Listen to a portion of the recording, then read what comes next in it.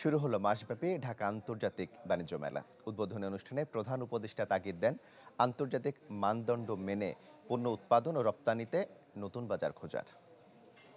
সিল্কোর silk and shine, যাতে আছে argan oil ও ওট প্রোটিনের গুডনেস, যা আপনার চুলকে রাখে হেলদি অ্যান্ড শাইনিং।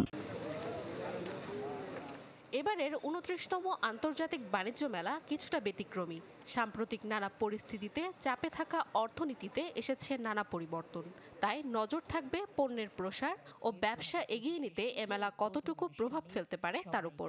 সুস্বাগতম।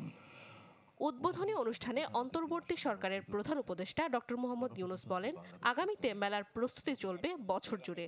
জেলা উপজেলা থেকে বাছাই করা উদ্যোক্তারা চূড়ান্তভাবে অংশ নেবে আন্তর্জাতিক বাণিজ্য মেলায়, আর এর ব্যয় বহন করবে সরকার। উপজেলায় প্রতিযোগিতা হবে, প্রত্যেক উপজেলা থেকে ৩ জন ৪ জন যা আপনারা বিচার করেন আসবে, তাদের জায়গা পাবে, তাদের সমস্ত খরচ সরকার বহন করবে। নতুন পরিস্থিতির সাথে খাপ খাইয়ে নতুন পৃথিবীতে দেশের ভাগ্যের পরিবর্তনের কথাও উঠে আসে তার বক্তব্যে।